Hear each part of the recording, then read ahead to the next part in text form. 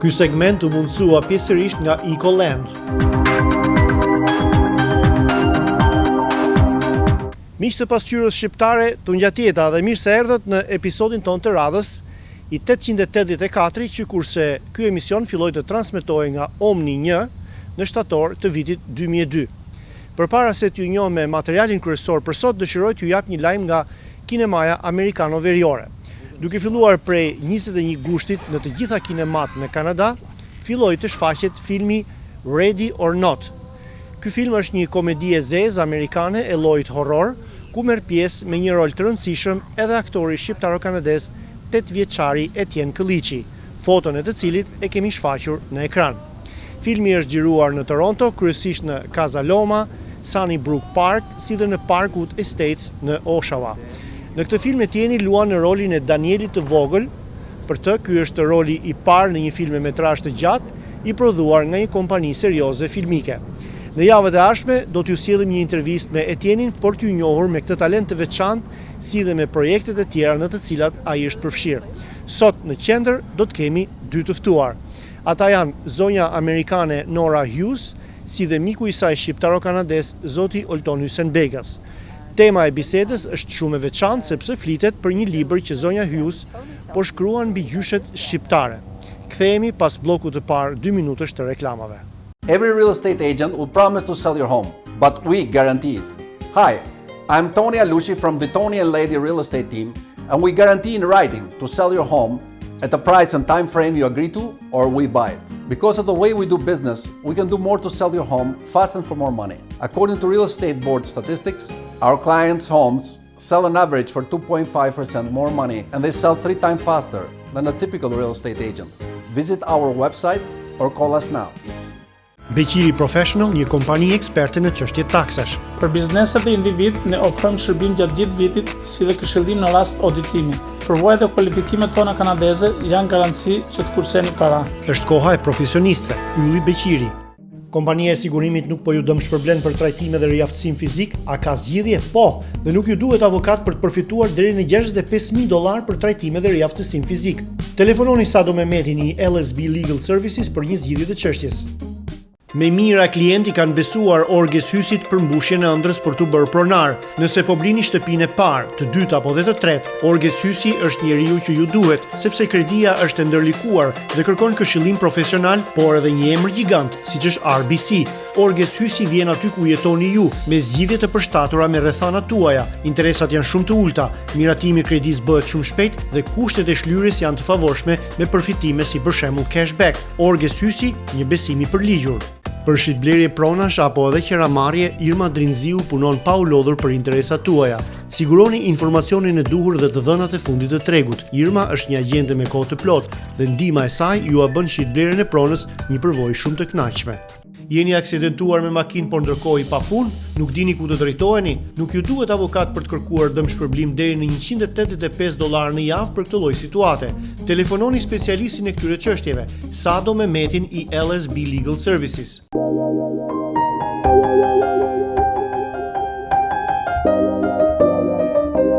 Në vazhdim të nderuar teleshikues, ju ftoj të ndjekim bisedën që zhvillova me zonjën Nora Hughes gjatë vizitës së saj në Toronto pak ditë më parë, si dhe me ish kolegun dhe bujqësin e saj këtu në Toronto, zotin Olton Hysenbegas.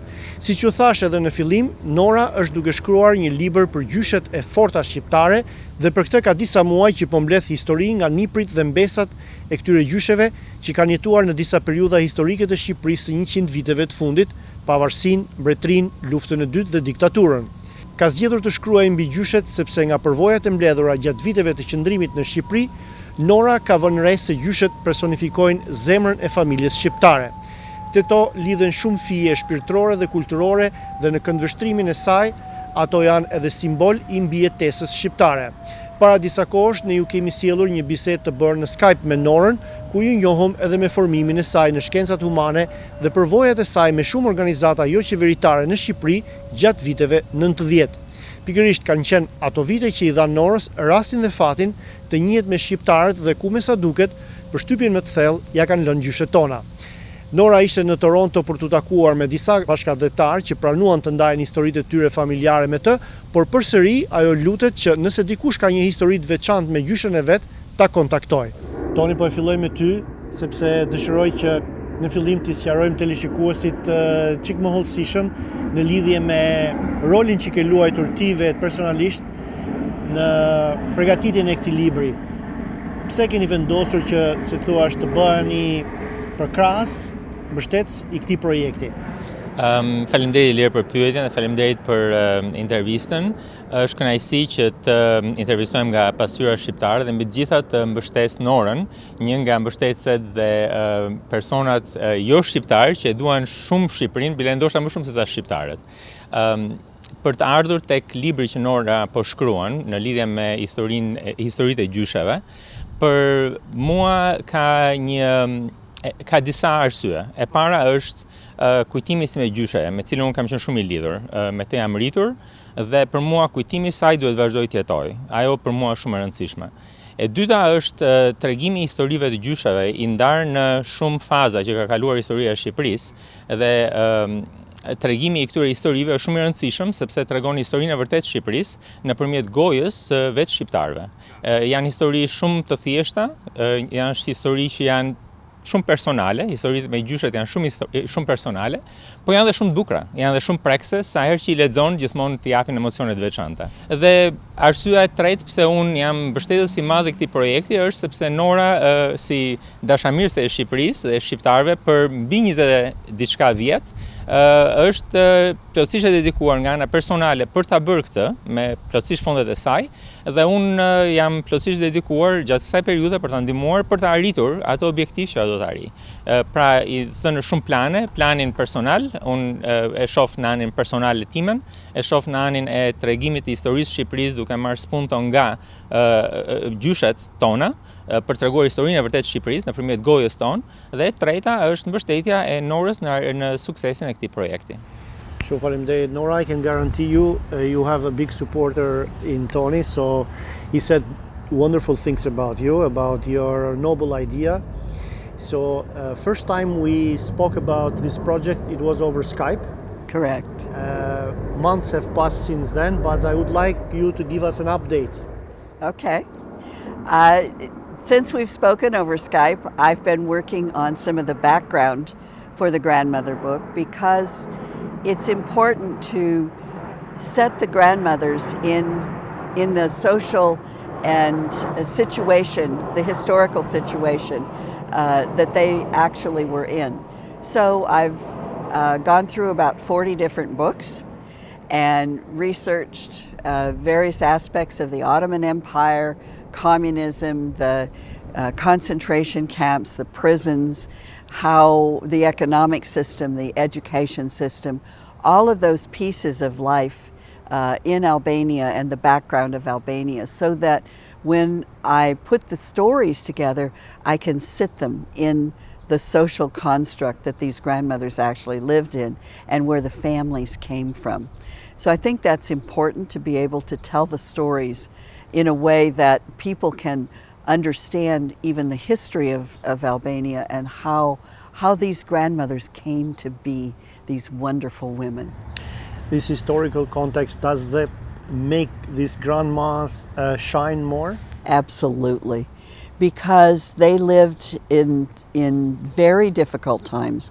So some of the stories that I have, the grandmothers lost everything, had responsibility for grandchildren when they had no food, when they had literally had no roof over their head. They were living in a shed because their houses were taken, their families were taken. Maybe their son or their daughter was in the prison and they were responsible for the children. Or the children would come in the summer because grandma had a garden and could feed them where the parents didn't have any way to feed them. And so the grandmothers, they just really are amazing women. One granddaughter expressed her grandmother as the defiance of dignity, the defiance that the grandmother showed with great dignity and great love. And many of the grandmothers, they said they were not just stern people. They were people with humor and laughter and enjoying the grandchildren and making the family whole in a time that was very difficult. Tony was saying earlier that sharing these stories, which are personal stories, is a little bit difficult because these are intimate stories. Yes. How do you break that wall with participants? Well, we start off with just kind of the beginnings of Grandma. How old was she? Where was she in the family? When was she born? Was she the oldest, the youngest, the whatever? How was she married? And so just those kinds of normal facts about Grandma. And then we ask, what is special about Grandma? What decisions did she make? What things did she face? How did she relate to you? So one of the stories I have is about a grandmother in Himara who was not, there were two grandmothers. You know, there's two grandmothers in every family. Well, this grandmother was the tougher grandmother, but she trusted this granddaughter, and she trusted this granddaughter with family secrets. And so the granddaughter is willing to tell those stories. And typically these Albanian grandchildren have been people who know me or know Tony, and they've figured out that they could trust me to tell the story and to tell it accurately for the grandmother. Do you have more grandsons or granddaughters telling these stories? Oh, that's a good question. I think it's about even. I think it's about even as I think about it, because sometimes so in Tony's family, Tony tells me the story about his grandmother, and then his wife Zelda says, wait a minute, I have a story. And so Zelda tells me the story of her grandmother. And so very often I get both the husband and wife's story. So I think it's about even. Ja thash edhe më përpara, është një çështje intime, domethënë që të ndash një, thatë edhe ju vetë, të ndash historinë e familjes me të tjerë, por është edhe pak e vështirë kur ke të bësh me gjyshet, sepse kujtimet me gjyshet janë të shkurtra. Domethënë pjesa më e madhe e tyre nuk jetojnë më. Si arrin ta përcjellësh ti për shembull historinë e gjyshes tënde te Nora? Ku bazohesh?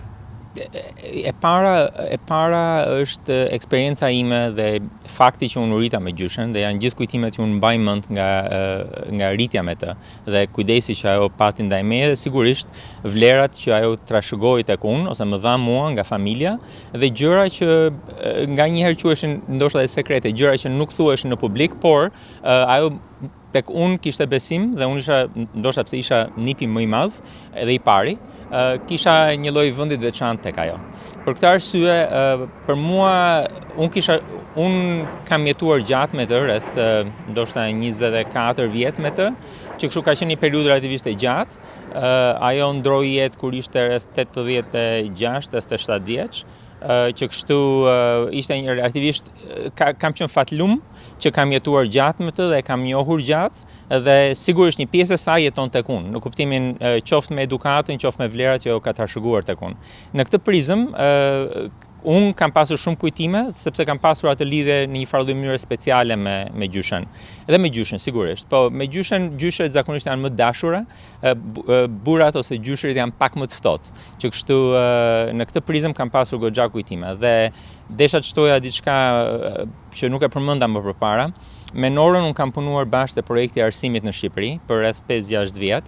I just forgot to mention when you asked me the question, and I was saying the reasons why I am a strong supporter of this project, is that I know Nora for 25 years now, almost 25 years, and Nora has we have worked together in 1995 to 1999 in Albania, in a lot of schools, helping kids, helping teachers, supporting communities. And Nora is one of those champions that will sacrifice anything, her time, her family time, just because she wants to help. And she's so dedicated, and she did so much for Albania, and she continues to do so much. Even this trip and this book, she is sponsoring all that by herself.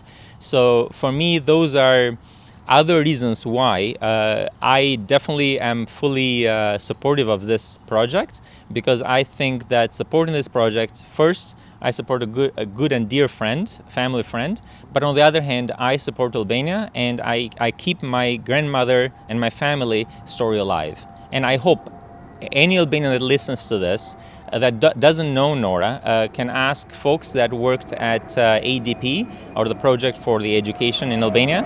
And Nora is a person with integrity, not only very well educated, but above all, a person with a great heart that has given everything and continues to give a lot to Albania, has helped people come to US, study, and other things. So I'll let Nora talk about those, but Nora is a fantastic person, and there is, if anyone is hesitating not to give the interview because they don't know her, well, if they know me, then they should trust me, and I hope that they trust me. So I hope that through that trust they can trust Nora. And in some cases, that is what has happened so far. I think 5 or 6 interviews so far has been through that people I knew have been introduced, and they have given those interviews. So I truly call for anyone that has the stories for the areas that Nora needs some help to come forward and help this project, because it's very important. Well, Don, congratulations for all your work and support given to Nora. To conclude, Nora, I would like you to tell our viewers which channels can they use to contact you. You can contact me on Skype, and my Skype address is Dr. Nora Hughes, dr.Nora Hughes. The easiest email is probably nora@psmail.net. My phone number in the US, which you can send me a message on, is 661-600-8552. So 661-600-8552. I'm happy to meet on Skype or another way. Thank you so much. Thank you so much, and good luck with your project. Thank you. Thank you for the interview, Alir. I really appreciate you doing this. Unë jam Irena Bendi, agjente e Sutton Group. Jam e gatshme të punoj kudo në GTA. Punoj me pasion dhe t'i kaloj pritshmëritë e klientëve, sepse ofroj diçka më shumë. Si për ata që shesin me mua, por dhe për blerësit.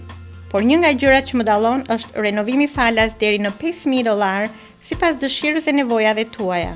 Klientët më vlerësojnë për pasionin, cilësinë dhe kujdesin ndaj tyre. Më kontaktoni dhe do të jem në shërbimin tuaj. Më 22 shtator e diel, 3 emra të mëdhenj të këngës dhe muzikës shqiptare dhe me famë ndërkombëtare ngjiten në skenën e Torontos. Ata janë këngëtarja dhe soprano Inva Mula, pianisti dhe kompozitori Gen Stukiqi, si dhe violinisti Olen Cezari. Për herë të parë bashkë në Toronto për shqiptarët në Kanada, 3 artist klasi, virtuoz dhe elektrizues. Është një rast që nuk vjen 2 herë. Siguroni biletat sa më parë. Na dërgoni tekst ose email. Koncerti titullohet Udhtim në përbot ose Voyage autour du monde dhe mbahet në Isabel Bader Theater. Koncerti përkon edhe me 17 vjetorin e pasqyrës shqiptare. Ju mirëpresim dhe ju falenderojmë për përkrahjen tuaj të vazhdueshme.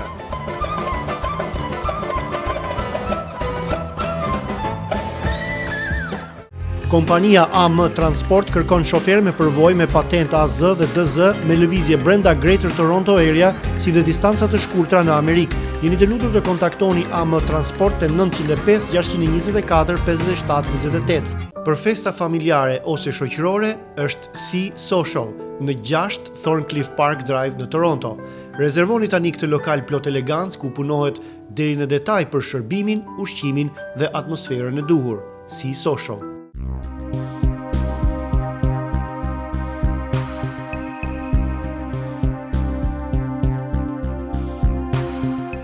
Historia e Shkodrës fillon me këtë kështjellë.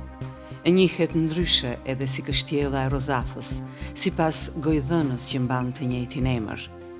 Një dukuri e thjeshtë e natyrës, e shndruar në gojdhën prej një frymëzimi poetik.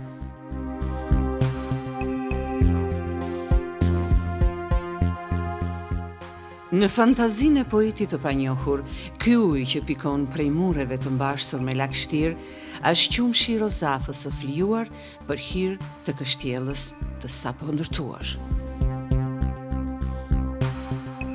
Shkodra është ndër të rrallat qytetit të Shqipërisë së lashtë që e ka ruajtur të pandryshuar emrin e vet që prej 24 shekujsh. Fillimet i ka si një qendër banimi i lire me emrin Skodra, e ngritur pikërisht mbi këtë kodër, rreth shekullit të 5 para Krishtit.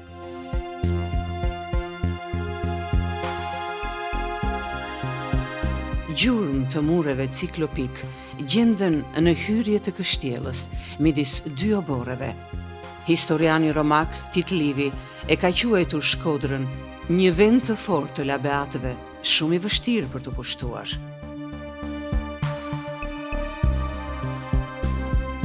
Vendodhja e kështjellës është sa panoramike, po aq edhe strategjike për vetëmbrojtje. Shkëmbinjtë e pisur të kodrës 130 metra mbi nivelin e detit e mundësonin këtë.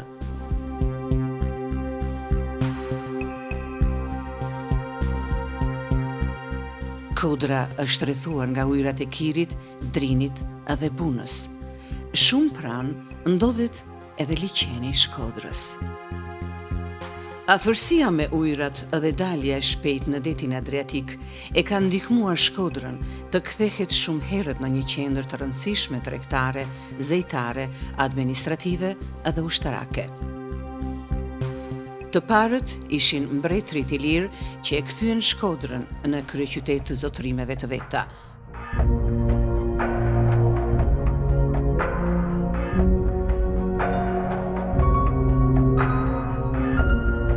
Pas pushtimit të gjatë romak, Shkodra u bë pjesë e provincës romake të quajtur Illyricum, dhe më vonë në Bizant, pjesë e Prevalitanës. Dyndjet slave në Ballkan, si dhe dobësimi i perandorisë së Bizantit, solli një paqëndrueshmëri të gjatë politike në Shqipëri dhe në mënyrë të veçantë në Shkodër. Qyteti ndron shumë herë sundues. Për një kohë të shkurtër ai bëhet pjesë e principatës së Ballshajve në shekullin e 14.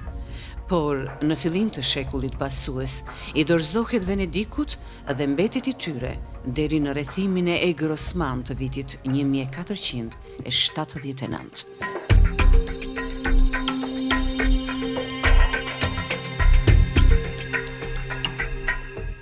Qëndresa heroike e kështjellarëve të Shkodrës, Shumica Vendas, ka hyrë në histori përmes rrëfimit të humanistit shqiptar Marin Barleti. Pushtimi turk la gjurmë të thella në Shkodër.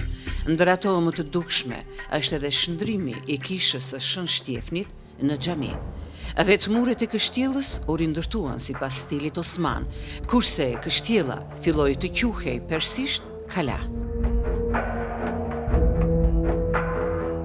Gjatë viteve 1757-1831, Shkodra administrohet nga dinastia shqiptare e Bushatlinjve si një pashallëk me autonomi të gjerë për Istanbulit.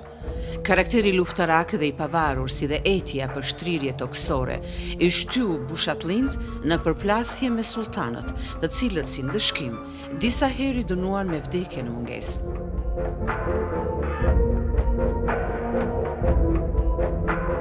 Gjurmët e sundimit të Bushatlinjve dallohen ende në Shkodër.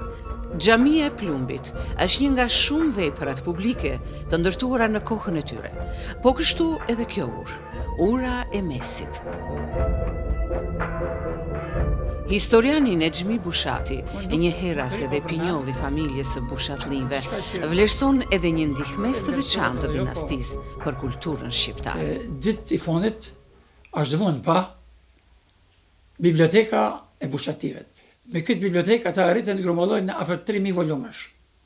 Po pavarësisht se sot nuk kanë mbet veç në bibliotekën kombëtare ruhen 150 ekzemplar, por mjafton dhe ato 150 ekzemplar me tregu pasurinë e madhe të kësaj biblioteke, po njëherët tregu dhe nivelin e këtyre pashallarëve, njerëz që ja dinin vlerën librit, apo jo, që e njihnin librin, që e lexonin librin, do të grumullojnë edhe këtë literaturë.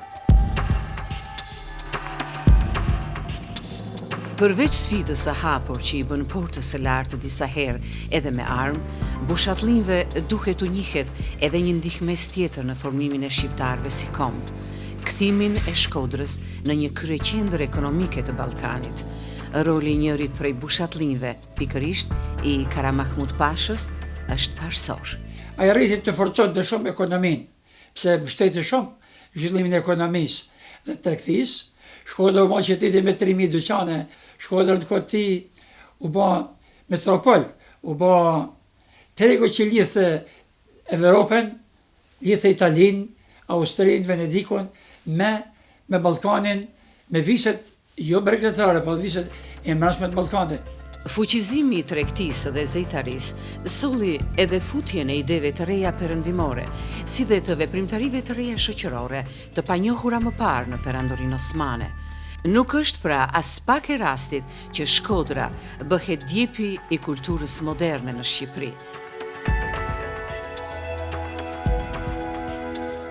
Fotografia, piktura, teatri, kinemaja, futbolli, madje edhe bicikleta janë futur për herë të parë në Shkodër. Një rol të rëndësishëm për lidhjet me vendet fqinj perëndimor ka luajtur edhe Kisha Katolike dhe institucionet e saj. Sot, qyteti vazhdon të ruaj traditën e bashkë ekzistencës dhe e tolerancës fetare, prania e 3 ndërtimeve të kultit kaq afër njëra tjetrës në qendrën e qytetit, sikur të arrit këtë ndjesi të mirë.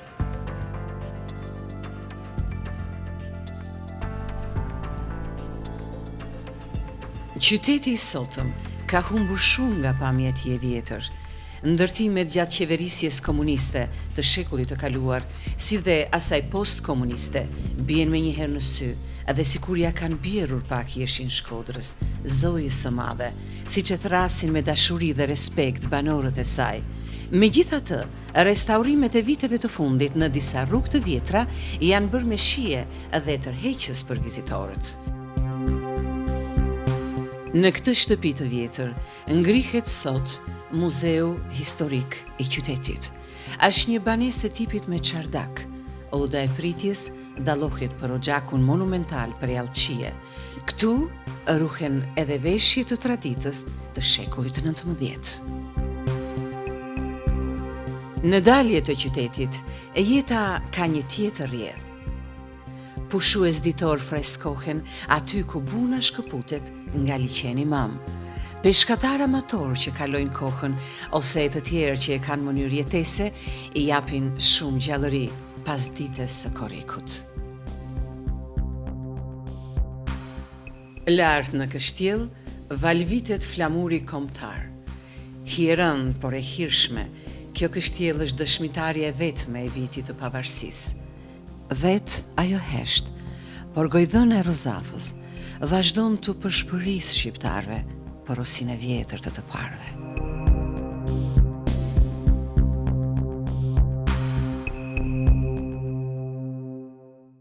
Mirë se vini te Ara Law Firm.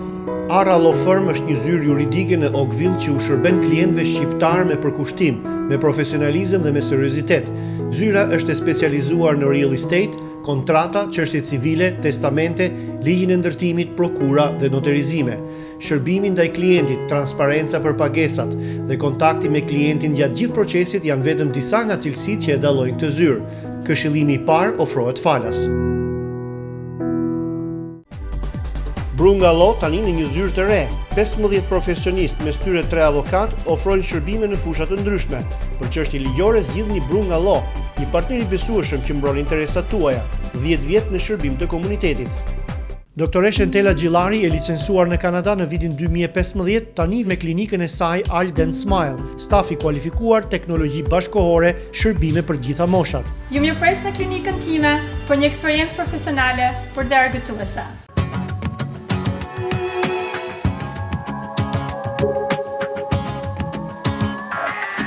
Mozaiku I Tiranës, si quhet pas ka se ka ndryshuar emërtimin e tij dhe tani quhet Vila Romake me mozaik, është gjetur në vitin 1972 në procesin e gërmimit për themelet e disa pallateve silikate që ka përreth mozaiku i tanishëm, dhe gjatë punimeve doli kjo dysheme e cila ishte e zbukuruar me mozaik.